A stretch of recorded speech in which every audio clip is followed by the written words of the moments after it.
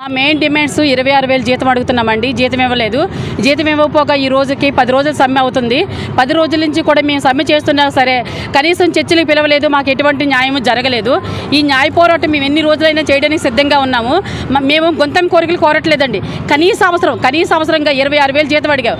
Supreme court GO ఇచ్చినా సరే మా గ్రాడ్యుటీ అమలు చేయలేదు సార్. ఇప్పుడు మేము ఎన్ని పోరాటాలు చేసినా సరే పోరాటాలు ఏమంటున్నారంటే ఎవరో పెంచిన జీతానికి నేను పెంచాను సీఎం గారు ఏమో గొప్పలు చెప్పుకుంటున్నారు. అది నిజం కాదు.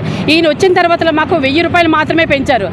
ఎలక్షన్లకు ముందు పాదయాత్ర చేసినప్పుడు ఏం చెప్పారంటే చేతులు వేసి మా దగ్గర ఫొటోస్ కూడా ఉన్నాయి, స్కిప్పింగ్లు కూడా ఉన్నాయి, చెయ్యేసి మీకెందుకు నేను నా ప్రభుత్వం అధికారంలోకి రాగానే మీకు తెలంగాణ కంటే అదనంగా ఇస్తానని చెప్పేసి అని హామీ ఇచ్చిన ఆయన మాట చెప్పను మడం చెప్పను అన్న ఆయన ఈ రోజు ఏం చేశారు, మమ్మల్ని రోడ్డు మీద భిక్ష ఎత్తుకునేలా చేసి ఈ రోజు మీ ఆడవాళ్ళందరినీ రోడ్డు మీద పడి ఏడ్చేలా చేస్తున్నాడు.